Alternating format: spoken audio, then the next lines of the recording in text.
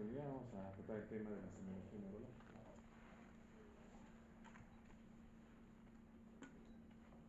Bueno, la semiología neurológica en realidad es sencilla, ¿no?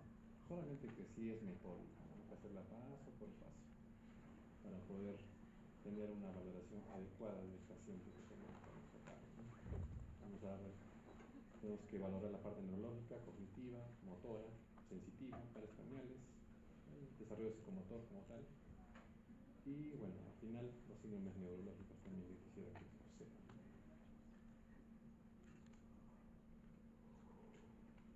Antes de eso también tenemos que indagar los antecedentes del paciente, ¿no? O sea, los antecedentes obstétricos, familiares, perinatales, historia del desarrollo, problemas en el nacimiento, ¿no?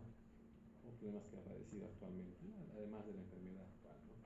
Siempre no olvidemos los antecedentes, muy importantes en neurología. Pero también tenemos que observar, antes de la parte neurológica, observar la piel y el cabello, ¿no? O sea, tenemos que ver si hay lunares, hay despigmentaciones. Es que la piel comparte con el sistema nervioso el mismo desarrollo embrionario, ¿no? ¿No? Entonces, también tenemos que observarlo, ¿no? Lo más frecuente aquí es las manchas café con leche, ¿no? En el síndrome de McCune-Albright, cuando haga un tema de endocrinología, lo van a tratar, ¿no? Es un tema muy bonito. Y además de la neurofibromatosis tipo 1, ¿no? Después están las petequias, las equimosis, el paciente del medio tiene acá su nevo en flama, le dicen, ¿no? Cuando vemos un paciente así, es el síndrome de Sturge-Weber, ¿no? La mancha vino poco, ¿no? Después el Waardenburg, que es el mechón blanco, ¿no? El paciente así con su mechoncito blanco, probablemente tenga síndrome de Waardenburg. Muy bien, entonces ya entrando al tema neurológico, tenemos que el elemento esencial para valorar también es el perímetro cefálico, ¿no? Tenemos que medir la cabecita del paciente. Eso se mide desde la parte supraciliar hasta la parte occipital, ¿no? Se mide con 1 centímetro, de preferencia que no sea de esos que se estiran, ¿no? Porque a veces puede haber malas mediciones por ese motivo. Además, también tenemos que ver la cabeza, tenemos que ver si hay organomegallas o dismorfias también en el paciente, ¿no?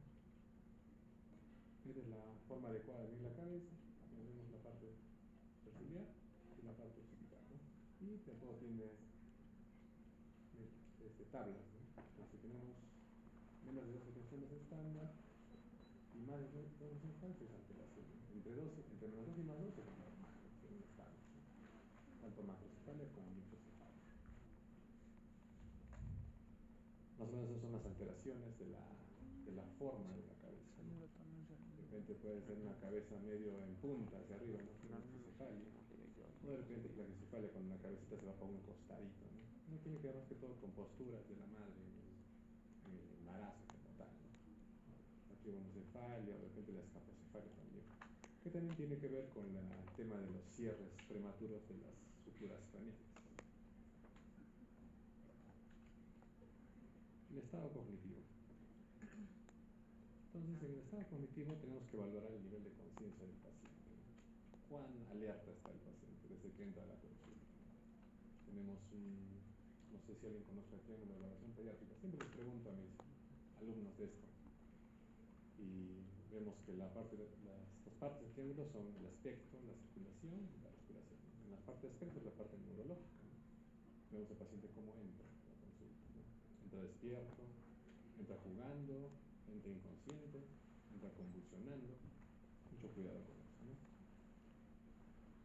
Hay que ver el nivel de conciencia, orientación, sabe dónde está, si atiende o no, concentrado y si colabora también, porque tenemos pacientes irritables que no colaboran en nada. También podemos ver la memoria, la comunicación verbal y no verbal. En el caso del no verbal es para pacientes pequeños, lactantes, ¿no? Ahí puedes decirle que dibuje, ¿no? Dibújate algo, ¿no? Pequeño. Ver también sobre ese orden, ¿no? También parte cognitiva. Esta es una escala bien conocida, deben conocerla bien, ¿no? Pacientes que sufren de un trauma, quizás, el famoso TEC. Entonces le hacemos su escala de Glasgow, ¿no? Y hay una ligera, bueno, aclaración acá en la parte de respuesta verbal, entre un llanto y una interacción, ¿no? Llanto consolable, consolable con inconsistente, inconsolable sin respuesta. Y la interacción inconsolable, gemido, irritable sin respuesta. Importante conocer este aspecto de acá, ¿no? porque lo demás es igual a ¿no? A la escala de siempre. El sistema motor incluye la evaluación de la fuerza, el tono, la apariencia muscular, los reflejos osteotendinosos, también hay que ver la marcha, la postura, movimientos anormales, además de los test cerebelosos, ¿no? La fuerza la evaluamos con la escala MRC, ¿no? Entonces, más o menos vemos que hay un grado del 0 al 5, ¿no? Entonces ahí a través de identificaciones, ¿no? 1 es un mínimo movimiento, 2 es un movimiento pero sin gravedad, 3 es movimiento con gravedad pero no le puedes poner resistencia, el 3 más quizás con una resistencia mínima ya quizás transitoria, el 4 movimiento contra resistencia, 5 una debilidad dudosa y 5 es normal, ¿no? Hay las maniobras de Barré y de Gower, ¿no? Para lograr también esto. Eso sí hay que hacerlo en un paciente pequeño, hay que hacerlo jugando, ¿no? De preferencia, para que no se resista a la evaluación, ¿no? Esa es la magia de la pediatría, amigos. Sigamos. Entonces, más o menos los dibujos de cómo valorar la fuerza en los pacientes. El tono. El tono es la contracción, por así decirlo, pasiva del músculo, ¿no? Entonces el paciente estando tranquilo, en reposo, tiene una ligera contracción del músculo, ¿no? Entonces ese es el tono, ¿no? Hay dos tipos de tono, el axial y el postural. El axial es el tono del tronco como tal, el postural quizás mejor dicho, el axial es a través de la postura y el distal a través de las extremidades, ¿no? Cómo está, ¿no? La resistencia que tiene el paciente, ¿no? Pero también puede haber aumento de este tono en pacientes con hipertonía. Y esta hipertonía se divide en dos, ¿no? Espástica o distónica, ¿no? Y también hay que diferenciar la hipertonía de la rigidez, ¿no? Además también los pacientes que tienen hipotonía hay que ver que si tienen o no hiperlaxitud, ¿no? Porque está relacionado con otros síndromes también. Más o menos es el ejemplo de un paciente lactante con hipotonía. Vemos que, por así decirlo, se desparrama en la camilla. No hay este surquito acá en la parte cervical como el paciente normal. El paciente está totalmente echado en la cama, por así decirlo. En cambio, el paciente normal tiene una ligera semiflexión, ¿no? Tanto en las extremidades. Y la hipertonía, bueno, el paciente está con la parte del cuello bueno, estirada, por así decirlo. Tiene una postura así como rígida, dura. Entonces, la hipertonía, ¿no? Más o menos. El trofismo muscular, bueno, hay que apreciarlo a grandes rasgos nada más, los músculos del paciente. Los reflejos osteotendinosos, realmente valoramos el bicipital y el patelar, ¿no? Para no incomodar mucho al paciente, ¿no? Y lo hacemos de acuerdo a cómo indicar en la diapositiva, ¿no? Creo que todos sabemos cómo valorar los reflejos, ¿no? Es relativamente sencillo con el martillo de reflejos, ¿no? Entonces más o menos es la valoración del reflejo bicipital. Vemos cómo, bueno, pone el dedo en la parte de la flexión del codo y presiona con el martillo. Igual, acá en la parte de la rodilla, también con el martillo, valoramos el reflejo rotuliano también. También hay reflejos primitivos, ¿no? Hay bastantes reflejos primitivos en realidad. Son los que con los que nace el recién nacido, ¿no? Por así decirlo, ¿no? Entonces, que permiten su supervivencia en el entorno después de haber nacido, ¿no? Por así decirlo, ¿no? El moro, que cuando haces un ruido fuerte o lo sueltas, el pequeño agita los brazos, agita la espalda y busca protección, ¿no? Más o menos desaparece a los 3-6 meses. El de búsqueda, gira su cabeza, busca el pezón, desaparece a los 3-9 meses. Babinski, deben todos conocerlo por el tema del isquemia, el ACV en los adultos, ¿no? Entonces los pacientes pueden tener Babinski. Reflejo de marcha, presión palmar, el tónico asimétrico, ¿no? Entonces es un gráfico de los diferentes reflejos, ¿no? Orales, cutáneos, sensores de percepción y los diferentes reflejos como son, ¿no? Como pueden ver son como 17, 18 reflejos. Más o menos de cómo se puede hacer la maniobra para el reflejo de Moro. Se le agarra al paciente por las manitos y se le suelta repetidamente, ¿no? Un ángulo de 30 grados y se le suelta, entonces el paciente acá a la espalda y abre los bracitos, ¿no? Como que buscando un abrazo, ¿no? Así, ¿no?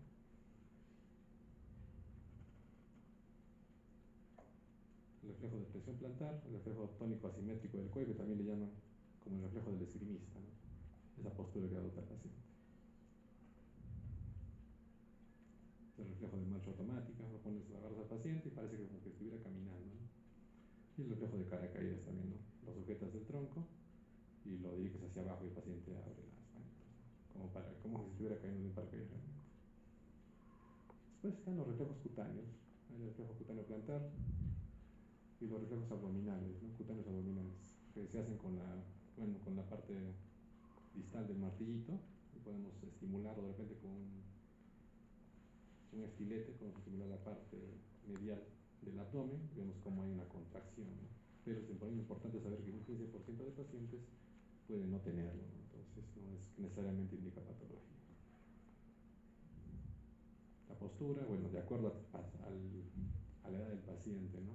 A su madurez neurológica, podemos ver si tiene o no una postura anómala, ¿no? La manipulación, bueno, más que todo el hecho del agarre, ¿no? Tenemos que la pinza gruesa, más o menos a los 6, 7, 8 meses, y la pinza fina a partir de los 9 meses, ¿no? Y el agarre del lápiz, ¿no? Más o menos es así, de acuerdo a la edad del paciente.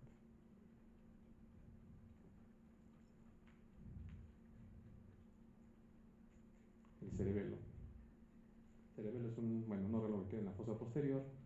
Más que todo se valora con, hay test, ¿no? Para valorar, ¿no? Uno es la de la marcha, que lo puedes poner al paciente y que camine en una línea recta y que junte la punta de su pie con el talón, el otro pie, ¿no? Y que camine, ¿no? Otro es el test de Romberg, ¿no? También haciendo caminar en una línea y camine, ¿no? Con los ojos abiertos, ¿no?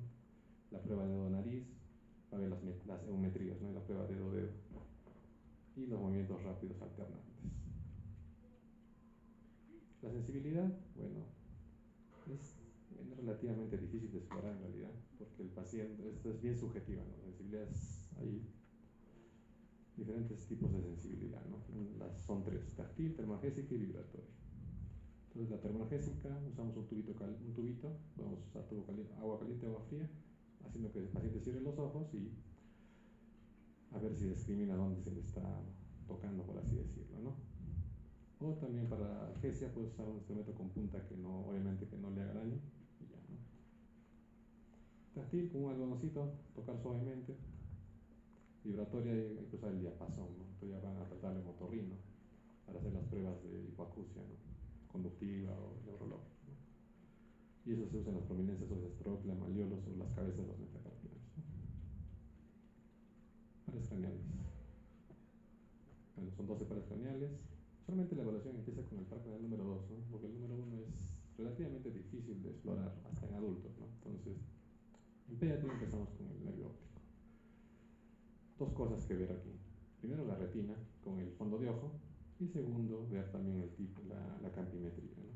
La campimetría se hace específicamente como está haciendo el dibujo, y mover el dedo, ¿no? Para ver cómo está la parte lateral y la parte central también, ¿no? En el fondo de ojo lo hacemos con el oftalmoscopio. Con el oftalmoscopio visualizamos directamente la pupila y vamos a ver el reflejo rojo pupilar, que es lo normal, ¿no? Verlo, ¿no?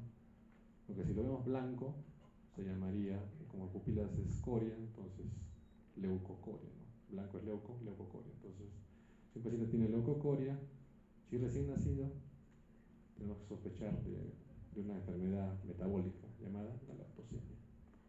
Y si de repente es un poquito más grande, lactante, hay un tumor, ¿no? Que se llama el retinoblastoma, ¿sí? Importante examinarlo adecuadamente, ¿no? Si examinamos ojo derecho, lo hacemos con la mano derecha y con nuestro ojo derecho. Si examinamos ojo izquierdo, mano izquierda, ojo izquierdo, ¿no? Fácil. Nos colocamos 15 grados lateral y vemos, ¿no? Lo que vamos a ver primero es el reflejo rojo. Después vamos a ver, hacemos el aumento con las dioptrías que tiene el lente del oftalmoscopio y ya podemos ver la retina, ¿no? Pero también con la linternita, una simple linterna, podemos ver las reacciones pupilares, son normal, ¿no?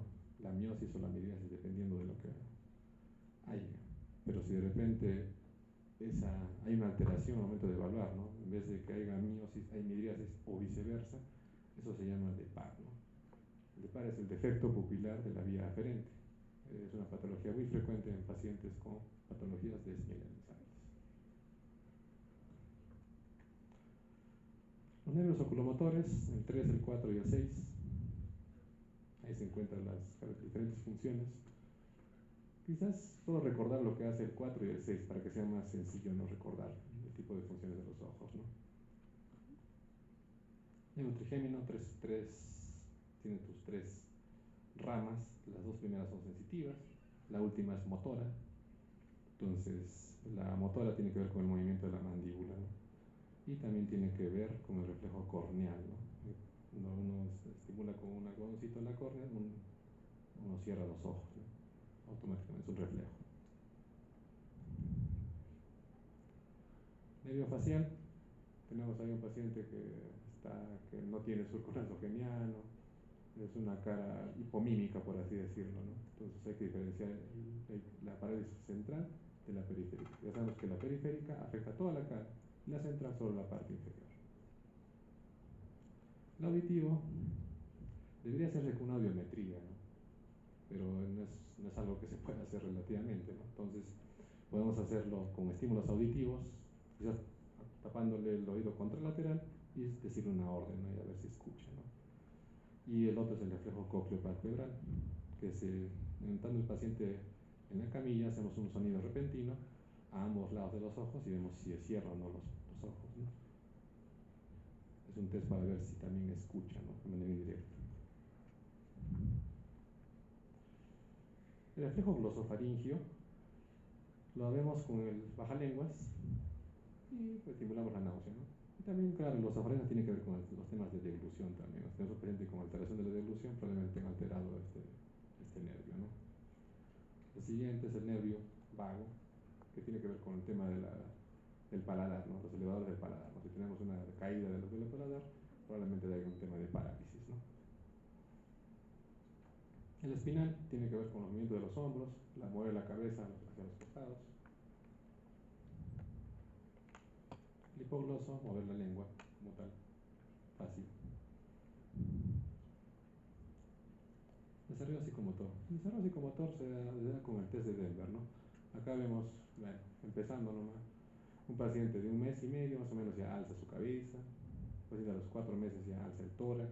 Vemos que el desarrollo va de arriba hacia abajo, ¿no? Primero la cabeza, luego el pecho, luego la espalda, luego las piernas, ¿no? Es más o menos así el desarrollo ontogénico del paciente, o de todas las personas como tal, ¿no?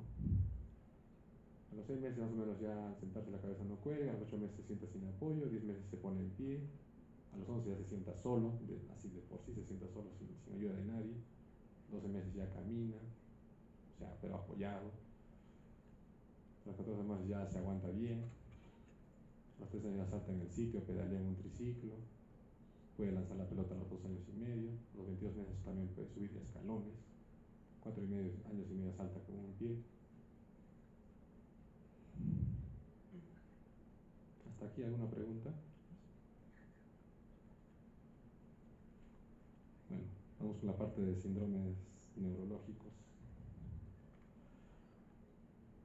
La hipertensión neuroniana, bueno, es un tema que bastante lo van a ver los que quieran postular a neurocirugía, porque, bueno, es frecuente en los accidentes de tránsito, los accidentes de los pacientes a veces se les cae del carrito, de las escaleras o jugando. Entonces llega su paciente de emergencias, entonces les va a llegar quizás con vómitos, les va a llegar inconsciente, con una mamá desesperada, pensando que su hijo pueda tener algo grave y no le falta razón, ¿no?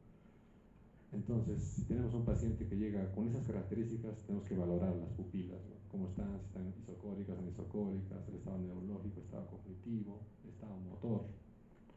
Y si podemos hacerle también un fondo de ojo, sería ideal para ver si tiene o no edema de papila.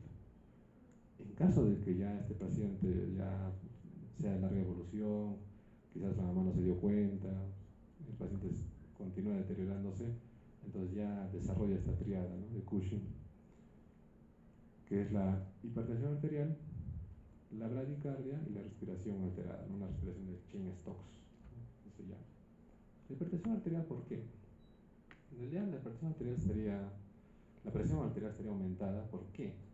Porque en sí la presión de perfusión cerebral depende de la presión arterial y de la presión intracraneal. Si hacemos una resta de la presión arterial menos la presión intracraneal, tenemos la presión de perfusión cerebral. Entonces, si tenemos un paciente que tiene edema de cabeza, eso quiere decir y va a tener aumentada la PIC, la presión intracraneal. Entonces, para poder compensar esa pérdida de la presión de perfusión, tiene que aumentar la presión arterial, por eso hipertensión arterial. La bradicardia, por una compresión del centro del corazón, para que late el corazón. Y la respiración también tiene que ver con eso también. El síndrome meningoencefálico. Entonces, también a emergencias les va a llegar dos tipos de pacientes, ¿no? Uno que es lactante menor de 2 años y otro que es un niño ya grande. En el lactante pequeño, usualmente el síndrome meningoencefálico se manifiesta con irritabilidad, ¿no? Es un paciente que tiene fiebre, solo está irritable, ¿no? Está ahí que llora y llora, no es calmado con nada. Entonces tenemos una alteración del aspecto del triángulo de evaluación pediátrica. Y en un paciente grande, bueno, ya tenemos lo clásico, ¿no? Dolor de cabeza, rigidez de nuca, contractura muscular, los signos de Kernig-Rusinski. Y si eso sigue avanzando, entonces puede haber vómitos, convulsiones. Y bueno, todos sabemos que tenemos que hacer una punción lumbar en caso de que haya una sospecha de meningoencefalitis, ¿no?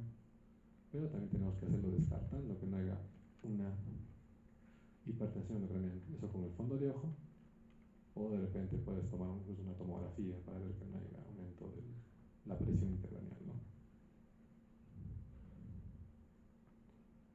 Síndrome meningio, igual, o sea, nosotros vamos a explicar las maniobras. Al momento de hacer esta flexión, el paciente siente dolor en esta zona, ¿no? Y al momento de hacer el Rusinski, le subes la cabecita, el paciente dobla las rodillas para no sentir dolor, ¿no? Síndrome de neurona motora, primera y segunda, ¿no? La primera neurona también lo conocemos como síndrome piramidal, por si acaso. Entonces, la parálisis de la primera neurona produce una parálisis de múltiples músculos, porque ya sabemos que la corteza cerebral controla varios músculos, por así decirlo, y también tiene un tema de inhibición de la segunda neurona motora. Si es que tenemos que hay una alteración, ya sea por una ACV, una infección, una tuberculosis, el paciente va a manifestar síntomas de primera neurona, que como explica la diapositiva es polimuscular, hay hipertonía. En un principio no hay atrofia, ¿no? Pero si ese músculo no le hacen terapia o no lo usa, entonces va a haber atrofia después. La hiperreflexia, las cutáneas abdominales son tan abolidas y el Babinski está positivo, ¿no? Pero que no debería haber. La sincinesia, que es, bueno, movimientos involuntarios que acompañan a movimientos voluntarios, y eso sí, no hay fasciculaciones, ¿no? La segunda neurona es lo inverso, ¿no? Músculos aislados, hay hipotonía, hay atrofia, hiporreflexia, Babinski negativo, no hay sincínesias y sí hay fasciculaciones,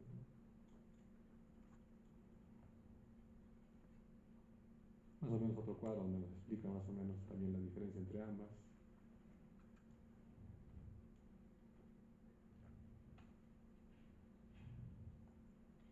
El síndrome extrapiramidal tiene que ver con el sistema extrapiramidal como tal, ¿no? Los ganglios basales, ¿no? Está el núcleo caudado, el putáneo, la sustancia reticular, el núcleo rojo, el globo pálido, el núcleo subtalámico. Y bueno, los trastornos se manifiestan como, ¿no? Como disminución del movimiento, hipocinesia, o aumento del movimiento, hipercinesia. Puede haber también aumento del tono, disminución del tono, hipotonía, o trastornos de la postura, distonía, ¿no? Que es la contracción simultánea de músculos agonistas y antagonistas, ¿no? Entonces eso provoca esa distonía, ¿no?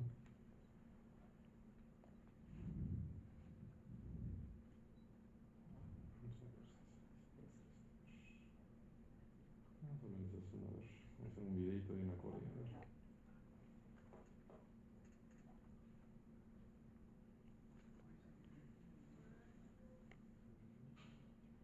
El paciente está ahí, ¿no? Parece como si estuviera danzando, ¿no? Pero no, es un movimiento involuntario, ¿no? Es un movimiento de bien amplio, ¿no? Como pueden ver. Entonces es un paciente con corea, ¿no? Corea sin dejar, ¿no? Ya no se ve mucho en realidad. Y en todo el momento el paciente está consciente de esto, ¿no? Del movimiento, o sea, para diferenciarlo de la convulsión, ¿no? Intenta controlar el movimiento del paciente, pero no puede hacerlo, ¿no?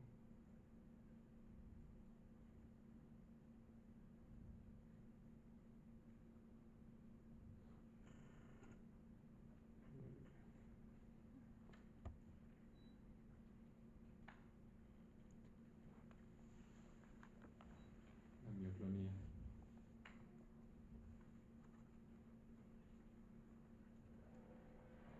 Tenemos un paciente con mioclonía, no vemos, como notemos ahí esas sacudidas que hace de los brazos, ¿no? Que no es que esté tocando algo, ¿no? Entonces, sino que está manifestando una crisis, ¿no? Una convulsión como tal, ¿no? Esa sacudida que tiene en las extremidades, ¿no? Síndromes sensitivos, bueno, la sensibilidad, como bien les expliqué al principio, es difícil de evaluar, en realidad. Depende del paciente como tal, de su umbral del dolor, por así decirlo.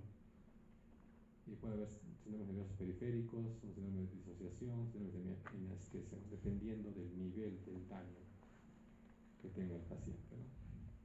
Entonces, si es cerebral, puede haber una hemianestesia contralateral. Si es en el tallo, también hay hemianestesia. A no ser que sea en la mitad para abajo de la protuberancia, que ahí sí sería ya una hemianestesia, pero ya del mismo lado, ¿no? Medular, si es una anestesia de bronsequa, hay paraplegias sensitivas, son los cordones. Radiculares ya el Duchenne, que es el del brazo, la parte superior del brazo, parte inferior del brazo, síndrome de la cola de caballo. Es importante la cola de caballo porque van a tener pacientes que no manifiestan molestias o dolor al momento de que le colocan inyecciones, ¿no? Eso les gusta, entonces eso es un poco extraño en un paciente. Entonces esos pacientes tienen, por así decirlo, una anestesia en silla de montar, o sea, una anestesia en toda la zona del glúteo y también en la parte anterior del muslo, ¿no? Y los nervios periféricos, la neuralgia ciática, que no es muy frecuente en esto. Están los términos: anestesia es la desaparición de las sensaciones, hipoestesia es la disminución, disestesia es una sensación diferente de lo que se siente, ¿no? Hiperestesia con la sensación aumentada, parestesia es una sensación, una parte del cuerpo que no está siendo estimulada, ¿no? Y disociación se pierde una modalidad de sensación y se va a otra, ¿no? Se va a saber otra misma, ¿no? Hay las mononeuropatías y las polineuropatías, ¿no? Mononeuropatías cuando afectan solamente un segmento como tal, y poli cuando afecta más de un segmento. Las radiculopatías, bueno, puede haber, hay dolor, por así decirlo, alteración refleja, también hay debilidad, ¿no? Cuando se afectan los cordones posteriores hay también una disminución de esa habilidad para reconocer objetos, ¿no? Con el tacto, ¿no? Entonces, podemos también, puede estar alterada también la discriminación entre dos puntos: la sensibilidad vibratoria, la palestesia, y la posicional también, ¿no? Si afectan el tracto espinotalámico, pueden afectar el tema del dolor y la temperatura, aumento de dolor del paciente, ¿no? Es la disociación siringomílica. Síndrome de hemianestesia, como vimos, en la parte del cerebro puede ocasionar eso. El síndrome cerebeloso. El cerebelo es un órgano que controla el tema de la coordinación y la marcha y el equilibrio, ¿no? Entonces, con el cerebro podemos coordinar el espacio, el tiempo o la fuerza que requerimos para hacer ciertos movimientos. Y si no lo tenemos alterado, entonces va a haber problemas de tono disminuido, incoordinación, no vamos a poder andar como de la marcha del borracho, como dicen. Hay muchos pacientes, muchas personas que aquí conocen ese síndrome, ¿no? Ya saben cómo, ¿no? El temblor intencional, una alteración de los movimientos oculares también. Hay dos tipos de síndromes. Uno es el vermiano y otro es el hemisferio cerebeloso, ¿no? El vermiano es el que tiene que ver con la marcha, ¿no? Marcha, ataxia, disartria, hipotonía. En cambio, el cerebroso hemisférico más todo tiene que ver con la dismetría, ¿no? Disdiadococinesia, el temblor de intención y ataxia más que todo de extremidades, ¿no? No afecta a la marcha. Vamos a ver otro video de la marcha táxica.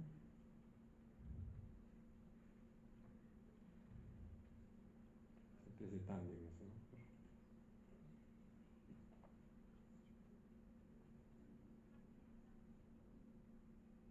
Noten cómo necesita de ayuda para poder mantenerse, ¿no?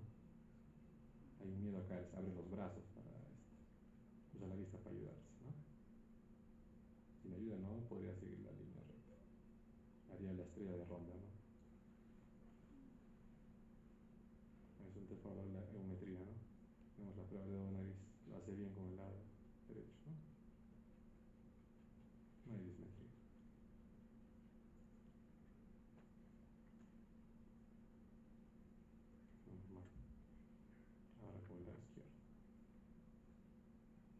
y hay un temblor de reposo, ¿no? Temblor con el movimiento también. Y lo quiere hacer y no logra coordinar, ¿no? No hay una coordinación adecuada entre el tiempo, el espacio, la fuerza que necesita. Y a pesar que quiera, no puede intenta corregir el movimiento, ¿no? Ve que intenta corregirlo, pero no lo logra.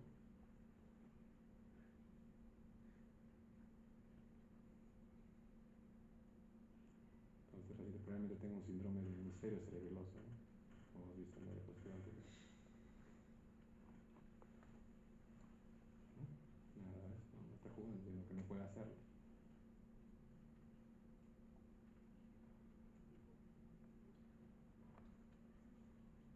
Muy bien. ¿Alguna pregunta hasta aquí?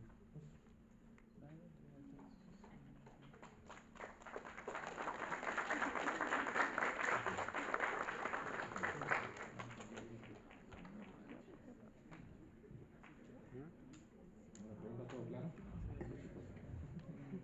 No te hayan entendido, chicos. Es importante que recuerden los síndromes neurológicos. Es importante que recuerden la evaluación, la fuerza, el tono. Ya, entonces, no es difícil en realidad hacerlo, ¿sí? Entonces, espero que pueda haber ayudado en la parte teórica. Y bueno, acá está la bibliografía de lo que pueden sacar toda la presentación, por así decirlo, ¿no? Muchas gracias.